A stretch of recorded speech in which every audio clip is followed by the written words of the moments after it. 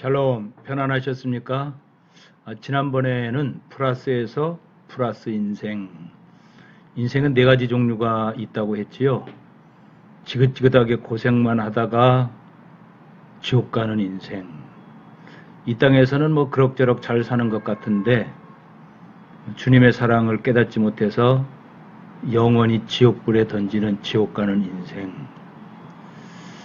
이 땅에 살아갈 때는 좀 어렵게 살았습니다. 힘들게 살았습니다. 그런데 어려운 가운데도 예수님의 사랑을 인정하고 부활의 감격을 가지고 성령 하나님의 인도함을 받았기 때문에 참 주님 품에 안겨서 영생복락을 누릴 수 있는 천국 가는 인생.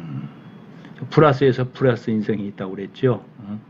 이 땅에 살아갈 때도 즐겁고 행복하고 기쁘고 보람 있는 삶을 살다가 무언가 하나님께서 우리를 이 땅에 보내신 목적대로 흔적을 남기고 주님 부르실 그날에 참 아멘, 찬송, 영광, 지혜, 권세하고 먼저 천국에 하셨던 그분들과 같이 만나서 찬송하며 주님을 뵙고 또 하나님의 사랑을 깨달을 수 있는 너무도 감격적인 인생, 플러스에서 플러스 인생이죠. 하나님의 뜻은 우리 모두는 플러스에서 플러스 인생 살기를 원하십니다. 그래서 너희 안에 행하시는 이는 하나님이시니 자기의 기쁘신 뜻을 위하여 너희에게 소원을 두고 행하게 하시나니. 빌립보서 2장 13절 말씀이죠. 즉 하나님이 우리를 향한 뜻은 플러스에서 플러스 인생, 천국 생활하다가 천국 가야 된다 하는 것이 당연히 우리를 향한 하나님의 생각이시죠. 하나님의 뜻이죠. 그래서 하나님의 생각은, 하나님의 뜻은 반드시 우리에게 소원을 주신다고 하는 거예요. 플러스 인생으로 살다가 플러스 인생을 맞이했으면 좋겠다 하는 소원을 주신단 말이에요. 저도 그렇고 여러분들도 다 우리 플러스 인생에서 플러스 인생을 소원을 갖고 있지 않습니까? 그리고 이 소원은 나뿐만 아니라 정말 윗동네에 있는 우리 형님들, 우리 친척, 우리 가문 식구들, 그들도 정말 플러스 인생을 살아야 할 텐데 하는 것이 우리의 소원이죠. 그러니까 하나님은 이런 소원을 우리에게 주신 거예요. 그러니까 이 소원이 내가 만든 소원이 아닙니다. 어떤 환경과 여건에 의해서 만든 소원이 아니라 하나님께서 이 소원을 우리에게 주셨고 이 소원을 실제화할 수 있도록 환경과 여건을 바꿔주신 것이죠. 그리고 그 환경과 여건 속에서 하나님의 소원은 플러스 인생이구나. 그리고 그 하나님의 은혜에 감격하고 하나님의 약속의 말씀을 믿고 하나님의 사랑을 받게 되면은 또 영원한 플러스 인생을 살게 된다. 그래서 우리는 나의 소원은 중요하지 않습니다. 대부분 우리는 너의 소원이 뭐냐, 너의 자녀의 소원이 뭐냐 하고 우리 안에서 시작된 우리의 소원을 가지고 비전을 나눈다든지 꿈을 나누는데 그거는 될 수도 있고 안 될 수도 있고 중간에 멈출 수도 있고 상대적이기도 하고 찰나적이기도 하고 순간적이기도 하고 뭐 어떤 소원은 이루어졌다가 어떤 것도 막히고 그렇지 않습니까? 그런데 하나님의 소원은 그렇지 않다고 하는 거예요. 하나님께서 먼저 하나님의 거룩한 뜻을 위해서 우리에게 소원을 주셨다고 하는 거예요. 그러니까 내가 정말 천국 생활하다가 천국 가야 되겠다는 이 소원이 내가 만든 소원이 아니라 하나님이 날 먼저 사랑하셔서 나에게 이런 소원을 주셨다고 하는 내용이지요. 그리고 신앙생활 하다 보니까 내가 가지고 있는 이 소원이 정말 하나님께서 주셨던 소원이구나. 하나님의 뜻이구나. 하나님의 깊은 경륜이구나. 하나님이 날 사랑하심이구나 하는 것을 느끼면서 하나님 앞에 은혜를 사모하게 되는 거고 하나님을 거룩히 높이는 거 되고 하나님의 말씀을 붙들게 되는 거고 하나님의 임재를 느끼게 되는 거죠. 그러면서 소원을 이루어가는 거지요. 그 이루어가는 과정이 구원을 이루라 이 말씀하고 똑같은 말씀이에요. 그래서 우리 사명 다 끝나는 날 우리는 새로운 인생, 셋째 하늘, 새로운 땅에서 새로운 하나님과 함께하는 새로운 역사가 있다. 참 우리가 그 하나님의 소원을 못났을 때는 이 땅의 삶이 다인 줄 알았어요. 그래서 이 땅의 삶에 생명 걸었지 않습니까? 모든 걸 다 바쳤지 않습니까? 그런데 새로운 셋째 하늘에 있다고 하는 것을 하나님으로부터 듣고 깨닫고 난부터는 이 땅의 삶은 정말 새로운 삶에 그저 그냥 바란짝 드러놓은 것밖에 안 된다. 서론밖에 안 된다는 거예요. 서론. 우리가 생명 걸고 이 땅에 살아가면서 악착같이 살아면서 플러스 인생을 해야 되겠다는 것은 영원한 삶에 비한다고 하면은 서론밖에 안 된다고 하는 거예요. 왜? 연수로 따진다고 해도 뭐 120년밖에 더 살겠습니까? 그런데 영원한 인생은 천년 만년 죽음이란 게 없잖아요. 대단한 은혜의 말씀입니다. 그래서 우리 인생은 플러스에서 플러스 인생, 이거는 나를 향한 하나님의 뜻이다. 나를 향한 하나님의 뜻이라고 하면은 내가 알고 있는 참 내가 사랑하는 그 사람들도 그 가슴 속에 플러스에서 플러스 인생에 대한 꿈이 있다고 하는 거죠. 그 꿈을 현실화시키고 가시화시키고 만들어주는 것은 하나님의 말씀의 인도함을 받는 우리의 목도 있다고 하는 거예요. 나의 노력도 있어야 된다고 하는 거죠. 즉 그들을 위해서 기도하고 그들에게 이 하나님의 말씀을 어떻게든지 증거하고 어떻게든지 그들이 그 삶을 누릴 수 있도록 환경과 여건을 만들어주는 것, 어떻게 보면 우리가 살아가는 목적이지요. 그래서 오직 너희를 부르신 거룩한 이처럼 너희도 모든 행실에서 거룩한 자가 되라 하는 것은 하나님께서 주신 이 비전, 이 꿈, 이것을 그대로 우리가 받아들이는 것, 이것이 거룩인 줄 믿습니다. 행실에 대한 어떤 거룩이 아니라 거룩한 하나님이 우리에게 주신 거룩한 소원을 그대로 받아들이는 것이 바로 거룩이다. 거룩한 믿음이라 이 뜻이죠.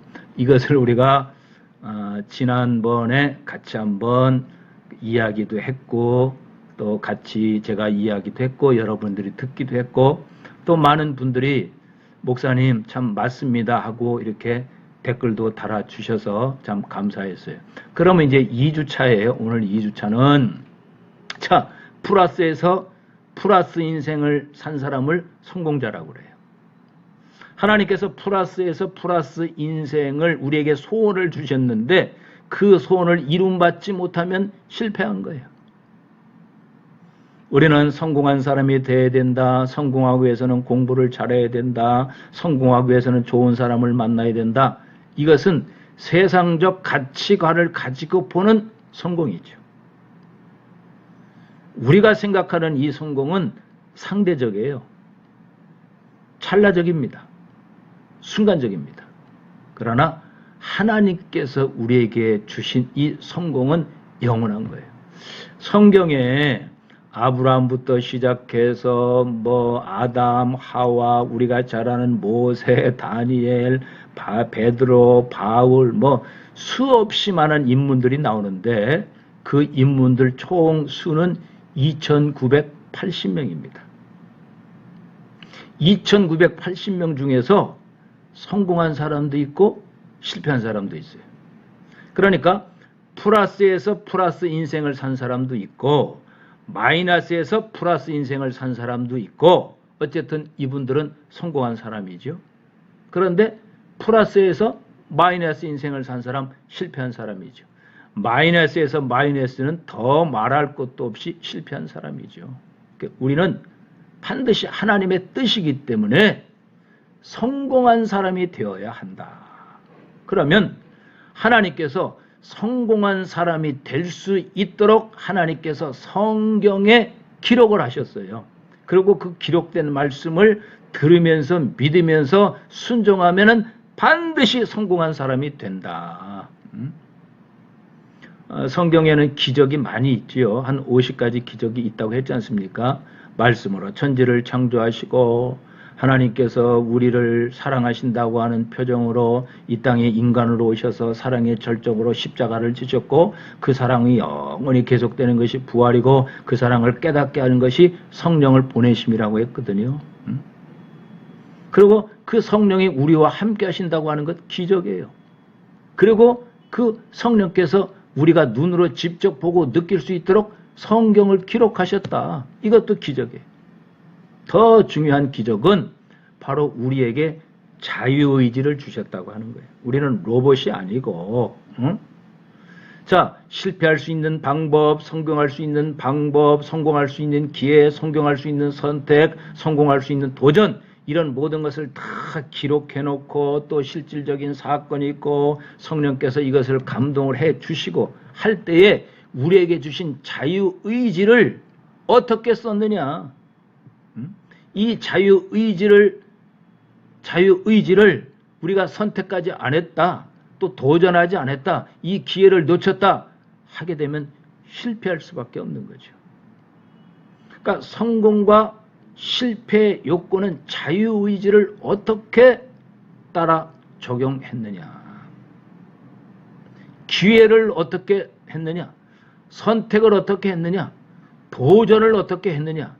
자, 그런 얘기 많이 하잖아요. 우리 인생에 뭐 큰 성공할 수 있는 3번의 기회가 있다. 그런데 어떤 분들은 나는 3번의 기회를 다 놓쳤어. 이제는 60, 70이 되다 보니까 병원 갈 일하고 아플 일밖에 없어. 뭐 이런 분들도 계시잖아요. 내가 그때 그 일만 선택했다고 하면은 나에게 새로운 인생이 있었을 텐데 나는 그것을 선택하지 못해서 참 어려움을 겪고 있다. 나는 그때 과감하게 그것을 선택했기 때문에 오늘 나에게 이런 행복이 있다. 우리가 비록 부족하다 할지라도 참 하나님의 은혜로 좋은 어떤 사람을 선택해서 행복한 사람도 많아요. 그런데 나는 준비가 되어 있는데 사람을 잘못 선택해서 원하지 않는 사람을 사는 사람도 많이 있습니다. 또 우리의 의지와 관계없이 선택된 나라에서 태어나는 경우도 있어요. 우리 의지와 관계없이 그것을 선택할 수밖에 없는 어떤 타고난 운명도 있어요. 그런데 하나님은 반드시 그런 분들에게는 기회를 주신다. 그리고 그 기회에 도전할 수 있는 담대함도 주신다. 아마 제 이야기를 들으면서 맞다. 아마 여러분들이 참 윗동네에 계실 때에 어떤 기회가 있었는데 그 기회를 선택했잖아요. 그리고 과감하게 도전해서 지금 여기 있지 않습니까? 근데 어떤 분은 기회를 줬는데 기회를 놓쳤어. 선택도 못했어. 도전도 못했어. 기회와 선택까지는 갔는데 도전을 못해서 그냥 머무르고 다시 한번 어떤 기회를 준다면 하고 아쉬워하는 사람도 있을 것이다. 한국 생활도 마찬가지죠. 나에게 어떤 새로운 기회가 있는데 경험이 없고 자신이 없고 준비된 게 없기 때문이니까 선택을 못하는 경우도 있어요. 선택을 못하니까 도전도 못하죠. 기회와 선택, 도전, 찬스, 초이스, 챌린지 꼭 기억하셨으면 좋겠어요. 성공은 하나님께서 우리에게 주신 기회, 하나님께서 우리에게 주신 선택의 좋은 조건, 하나님께서 우리에게 주신 도전할 수 있는 어떤 믿음, 이거 놓치면 안 됩니다. 그러면 실제로 2980명이 있는데 성공한 사람이 있고 실패한 사람이 있었다고 그러잖아요. 그 중에 참 실패한 사람 대표가 사울입니다. 사울왕 아시죠? 사울. 자, 그 사울과 관계되는 내용이 사무엘상 15장 34절에서 16장 1절에 기록되어 있는데 제가 한번 읽어볼 테니까 여러분들은 눈으로 이 PPT를 한번 보세요. 이에 사무엘은 라마로 가고 사울은 사울 기브와 자기의 집으로 올라가니라. 사무엘이 죽는 날까지 사울을 다시 가서 보지 아니하였으니 이는 그가 사울을 위하여 슬퍼함이었고 여호와께서는 사울을 이스라엘 왕으로 삼으신 것을 후회하셨더라. 하나님께서 후회했다고 하는 내용이 몇 번 나와요. 노아 홍수 때 참 너무 사악한 사람들이 많았기 때문에 인간을 지은 걸 후회했다고 그랬고, 가룟 유다에게 너는 차라리 태어나지 않았으면 좋았을 것이다 하고 예수님이 너무 안타까운 말씀을 하셨던 적이 있고, 사울은 왕 삼은 걸 후회했다고 그랬어요. 왕은 얼마나 대단한 거예요. 왕 삼은 걸 후회했다. 그러니까 왕을 삼으신 분도 하나님이에요. 그러니까 왕이 될 수 있는 기회를 주신 분이 하나님이시죠. 그리고 왕이 될 수 있도록 선택하셨죠. 왕이 될 수 있도록 도전할 수 있는 어떤 것도 주셨죠. 왕이 됐어요. 그런데 그 왕으로서의 어떤 신분, 왕으로서의 해야 할 일, 왕으로서의 책임, 의무 이런 것을 다 잃어버리게 되죠. 그래서 사울은 왕을 삼은 걸 후회했다.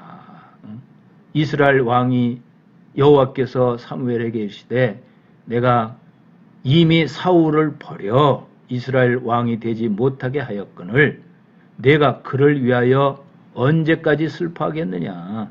너는 뿔에 기름을 채워가지고 가라. 내가 너를 베들레헴 사람 이새에게 보내리니 이는 내가 그의 아들 중에서 한 왕을 세울 거라 하시니라. 그러니까 사울이 하나님으로부터 왕 세운 걸 후회했다고 했지 않습니까? 그러고 하나님은 새로운 왕을 준비해요. 그것이 다윗이지요. 다윗이 16살, 17살 때에 사무엘 선지자를 통해서 다윗에게 기름 부어라. 왕으로 준비시켜라. 이 말씀이에요. 자, 이 내용 정말 왕이 됐다고 하는 것 성공이죠. 그런데 이 성공을 기회와 선택과 도전을 잘못함으로 인해서 하나님이 후회했던 사울의 인생, 이 인생을 우리가 한번 조명해 보면서 혹시라도 우리도 이런 실수, 이런 기회를 놓치고 이런 선택을 놓치고 이런 도전을 하지 못하는 것이 있다고 하면은 하나님의 뜻이 아니기 때문에 하나님이 너무 가슴 아파하실 것이다 하는 이 전제를 해서 그 다음을 이제 보기로 해요. 자, 교회 생활이라고 하는 것, 지금 교회 생활 하지 않습니까? 지금 안 하시는 분들은 언젠가는 교회 생활 하게 되어 있습니다. 본인의 의지와 관계없이. 왜? 아까 제가 뭐라고 말씀하셨어요? 하나님은 우리에게 소원을 주셨다고 그랬죠? 플러스에서 플러스 인생. 우리에게 소원을 주셨기 때문에 이런 소원은 누구나 다 있는 거예요. 이 땅에 살아갈 때 행복하게 살다가 천국 가야 되는데 이런 소원이 없는 사람은 지구촌에 아무도 없습니다. 이거는 일반적인 소원이에요. 객관적인 소원이에요. 누구나 갖고 있는 소원이에요. 그런데 그 소원을 주신 분이 하나님이시다. 그렇기 때문에 하나님은 반드시 그 소원을 실제화하기 위해서 하나님께서 세우신 교회로, 주의 몸된 교회로 다 부르게 되어 있어. 다 부르게 되어 있습니다. 그러니까 내가 어떤 내 의지에서 환경에 의해서 교회 생활하는 것이 처음에는 그렇게 생각할 수 있죠. 그런데 뒤돌아보니까 내 의지보다는 내 어떤 결단보다는 하나님이 인도하심이 더 컸구나.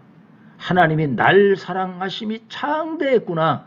이런 거를 다 이제 느끼게 되죠. 그럴 때 행복한 거예요. 그럴 때 플러스 인생이 시작되는 거고 하나님의 사랑이 너무 귀한 거고 십자가의 사랑이 막 감격이 되는 거고 부활의 기쁨을 갖게 되는 것이고 성령의 기름 부음을 받게 되는 거고 막 신바람 나는 신앙생활을 하는 거죠. 자, 그래서 신앙생활하는 사람은 신분이 바뀐 사람들의 사랑의 공동체가 교회입니다. 교회 오기 전에 우리는 선생님이라고도 하고 동무라고도 하고 뭐 영철이 아빠, 영숙이 엄마, 아저씨, 뭐 어르신, 뭐 어린이, 젊은이, 지도자 종무 뭐 이런 어떤 나름대로 사회생활을 하는데 가정생활을 하는데 직장생활을 하는데 그런 어떤 우리의 신분이 있었어요. 그런데 이런 신분을 똑같이 갖고 있으면서 신앙의 공동체, 사랑의 공동체, 교회의 공동체로 들어오게 되면은 한 가지 더 신분이 주게 됩니다. 성도라고 하는 신분을 갖게 되죠.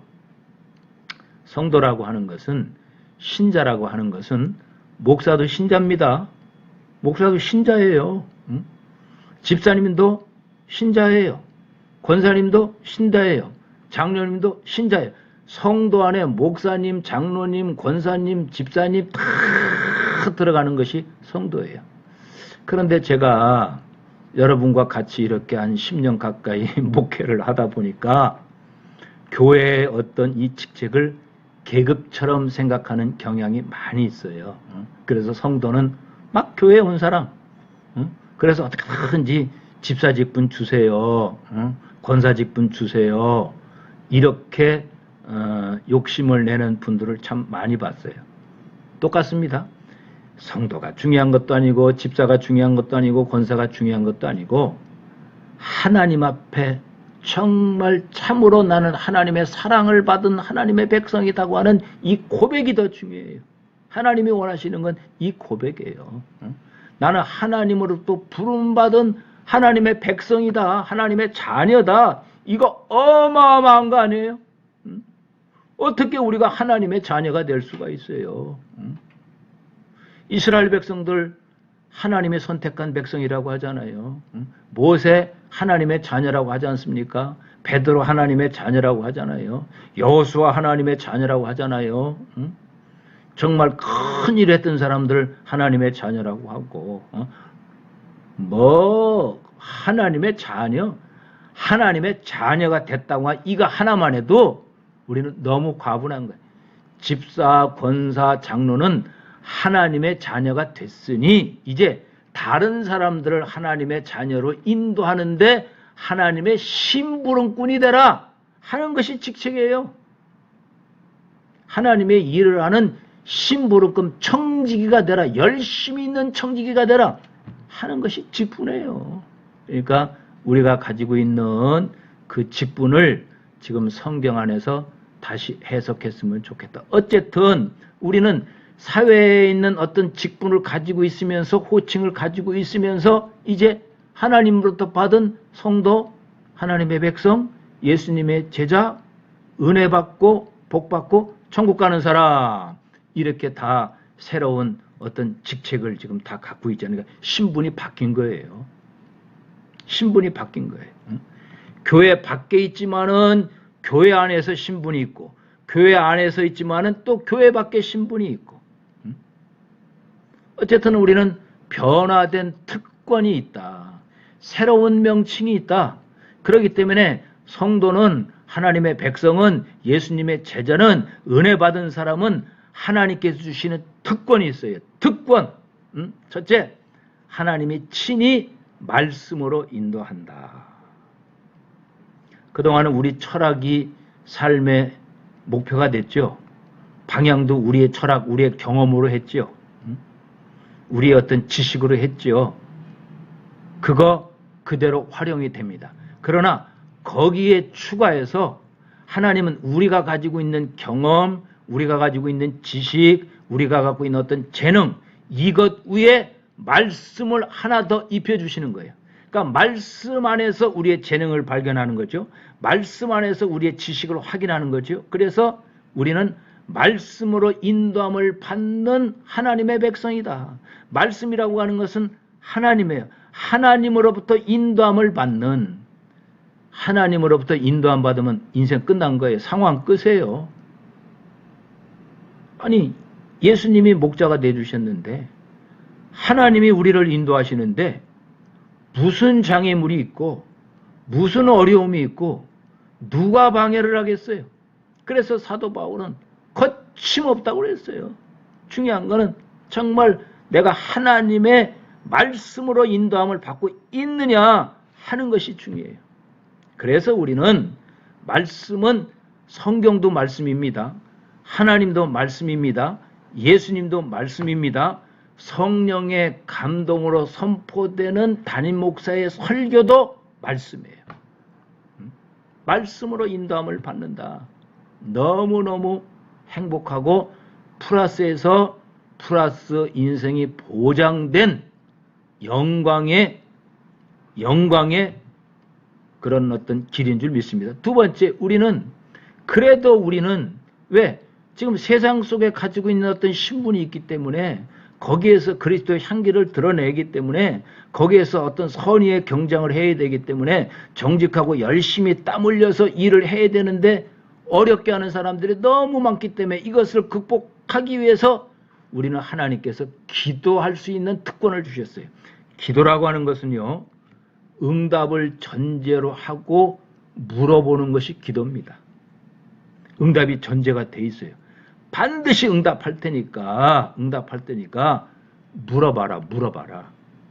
구하라 하는 것이 기도예요. 그러니까 기도는 명령이에요. 그래서 어떻게든지 하나님은 우리가 천국 생활하다가 천국 가기 위해서 말씀으로 인도함을 받는데 어떤 거침돌이 있다고 하면은 기도를 통해서 물어보라고 하는 거죠. 그러면 거기에 기도할 때에 지혜로운 방법, 명철한 방법, 장애물을 뚫을 수 있는 방법 다 기록된 말씀을 통해서 성령의 감동을 통해서 환경을 통해서 여건을 통해서 가르쳐 주시는 것이 기도응답이지요. 그런데 때로는 우리가 기도하지 못할 때가 있어요. 너무 힘든 생활하다 보면은 여러분들 다 느꼈을 거예요. 참 저기 강을 넘어서 그쪽에서 계시면서 5년, 6년 동안 얼마나 힘들게 살았어요. 그러다가 어떻게 참 교회 분들을 만나고 그래서 이제 이쪽으로 출발을 하면서 어떤 분은 6개월, 어떤 분은 1년, 밤에만 그냥 행군을 해야 되잖아요. 그때 얼마나 기도 많이 했냐고요. 하나님 도와주세요. 하나님 분명히 계시는 줄 믿습니다. 하나님 도와주세요.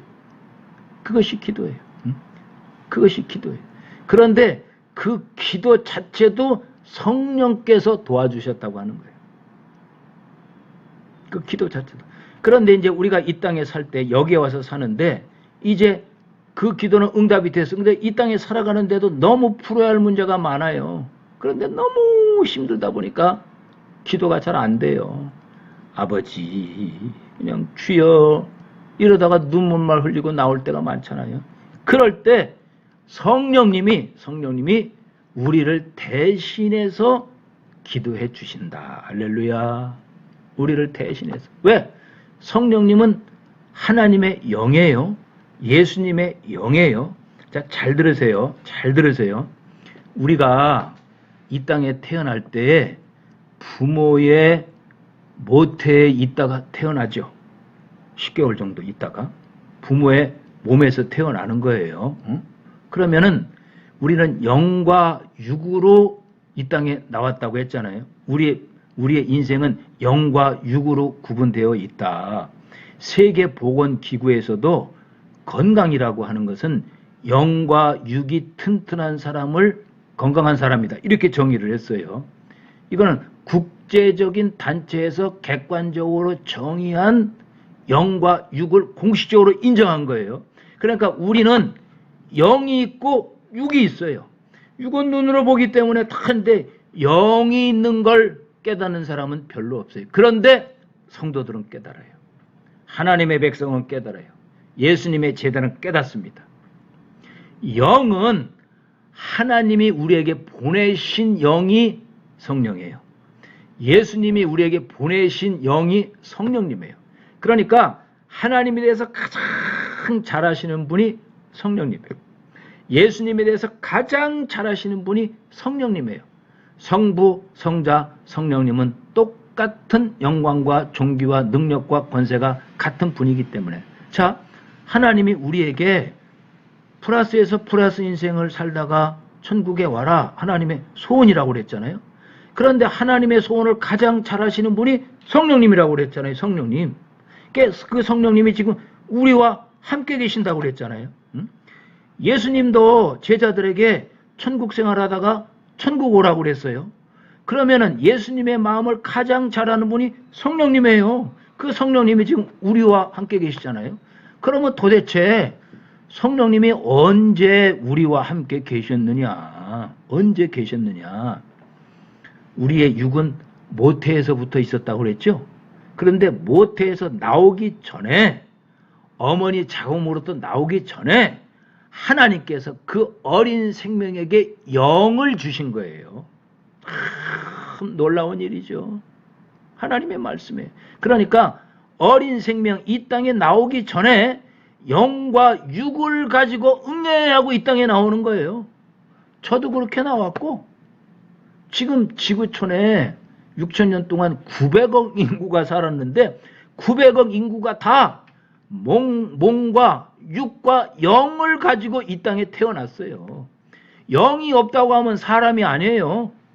그냥 흙에 흙. 영이 없다고 하면은. 그래서 우리 인생 끝나는 날 몸은 흙으로 만들었기 때문에 땅으로 가는 거고 영은 하나님께서 만들어 주셨기 때문에 반드시 하나님께 가게 되어 있어요. 하나님 앞에 서게 돼 있다니까요. 서서 어떻게 살았느냐? 응? 내가 너에게 모태에서부터 영과 육을 주시고 또 복음을 주시고 기회를 주시고 선택할 수 있는 은혜를 주시고 또 도전할 수 있는 기회를 줬는데 이 선택과 기회, 도전, 자유의지를 어떻게 썼느냐는 반드시 물을 때가 있다니까요. 누구나 다 그 물음에 대답을 해야 돼요. 그래서 그 무덤에 대답하면은 하나님의 은혜입니다 하고 대답하면은 영생 플러스 인생이 되는 것이고 그거 대답하지 못하면은 마이너스에서 마이너스 인생이 되는 거예요.